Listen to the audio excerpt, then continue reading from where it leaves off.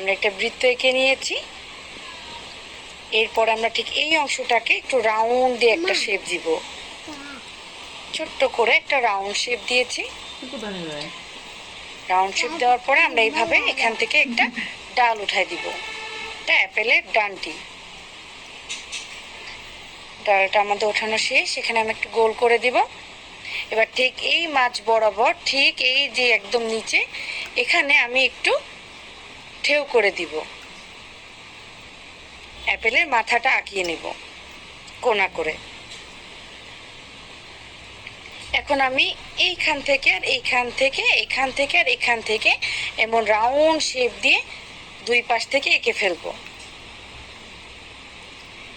এই পাশ থেকে এঁকে ফেলছি, আমি এই পাশ থেকেও এঁকে ফেলছি।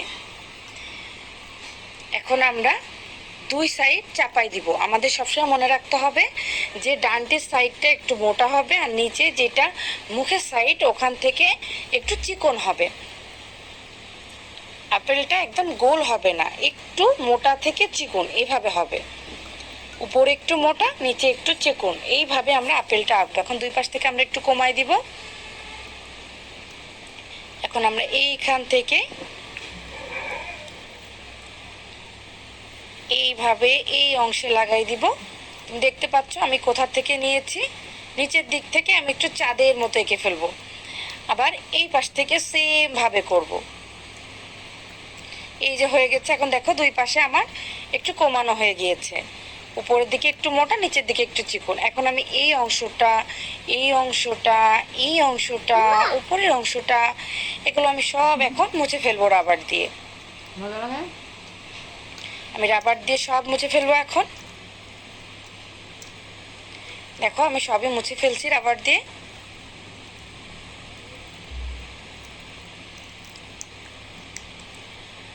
আমাদের মোছা কমপ্লিট। এখন তুমি দেখতে পাচ্ছ যে আপেলের কিছু কিছু অংশ আমরা মুছে ফেলছি মুছতে যে, এখন সেটা আমরা আবার সুন্দর করে এঁকে ফেলবো। এই যে এই অংশগুলো দেখো আমাদের মুছে গেছে যখন আমরা রাবার দিয়ে মুছছিলাম। তাহলে আমরা পুরোটা আবার সুন্দর করে এঁকে ফেলবো যাতে আমরা বুঝতে পারি আমরা আপেলটা কেমন এঁকেছি।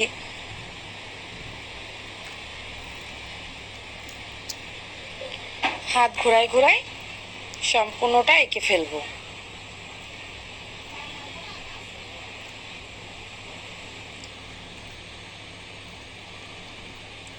দেখতে পাচ্ছ আমি সুন্দর করে আবার বাকিটা এঁকে ফেলেছি। আমাদের সম্পূর্ণটা আঁকা শেষ। এখন আমরা পাতা দিব।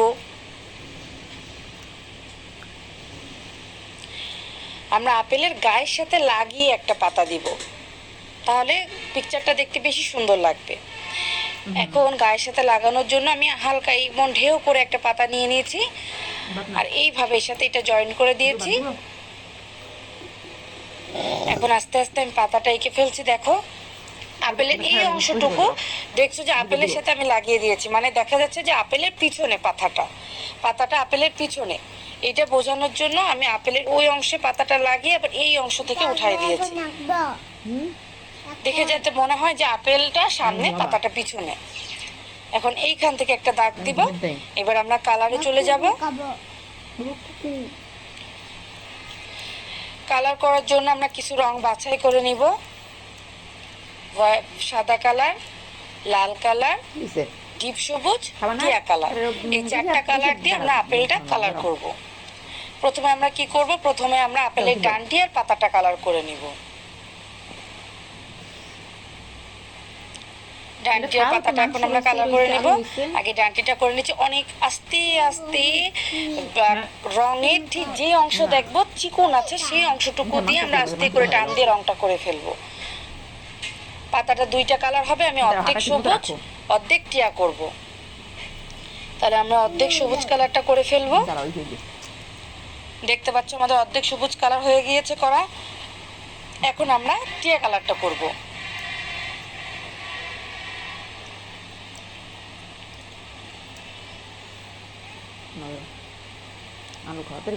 টিয়া কালারটাও প্রায় হয়ে যাচ্ছে, দেখতে পাচ্ছ।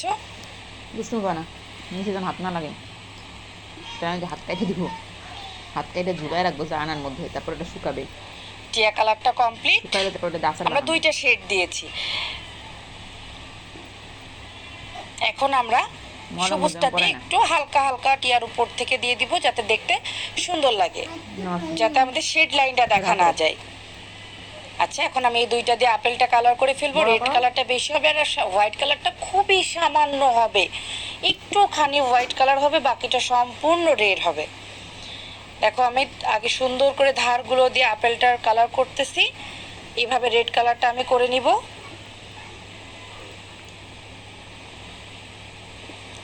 রেড কালারটা করা ডান। দেখতে পাচ্ছ আমি সম্পূর্ণ রেড করছি, আর একটুখানি আমি সাদা রাখছি। সবাই যখন করবা তখন কিন্তু একটুখানি সাদা রাখতে হবে।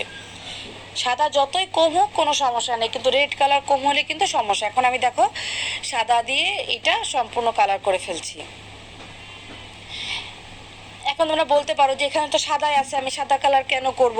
সাদা কালারটা করলে আমরা আমাদের এই কালারটা লাল আর সাদা একসাথে একটা শেড হয়ে যাবে। এর ভিতরে আমি একটু লাল দিয়ে শেড দিয়ে দিচ্ছি, ব্যাস আমাদের আপেল কালার করা হয়ে গেছে। এখন আমরা কি করব, আবার পুরো আপেলটা আমরা পেন্সিল দিয়ে সুন্দর করে আঁকিয়ে ফেলবো। আমি সুন্দর করে একটা ডিপ পেন্সিল নিয়ে আমি পুরোটা আঁকিয়ে ফেলছি।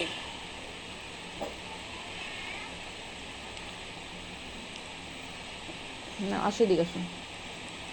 দেখতে পাচ্ছ আমি পুরোটা আঁকিয়ে ফেলছি। এখন কি হচ্ছে, আমার আপেলটা অনেক সুন্দরভাবে ফুটে উঠেছে। হ্যাঁ দিব, আসো হাতে আসো। এই বানিলে আমার পেন্সিল দিয়ে পুরো আপেলটা আঁকা শেষ। তাহলে আমাদের বৃত্ত দিয়ে আপেল আঁকা পুরো কমপ্লিট হয়ে গেল।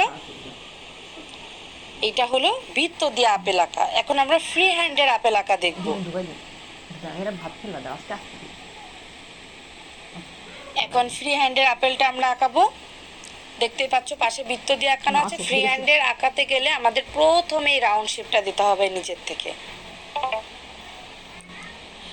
প্রথমে আমরা ফ্রি হ্যান্ড যখন আঁকাবো তখন আপেলের ডানটি দিয়ে শুরু করব। এখন এই যে আমাদের ডানটিটা আঁকা হয়ে গেল। এখন আমরা আপেলের নিচের অংশটুকু আঁকবো। এই পাশ থেকে আর এই পাশ থেকে, দুই পাশ থেকে আমি প্রথমে কার্ভ করে নিব, তাহলে আমাদের সহজ হবে। সেম মাপে আমরা দুই পাশ থেকে এইভাবে করে নেব। তারপরে নিচ থেকে আমরা আপেলের মুখটা এঁকে নেব আগে। এবার উপর থেকে টেনে নিয়ে এসে আমরা মুখের সাথে লাগিয়ে দিব।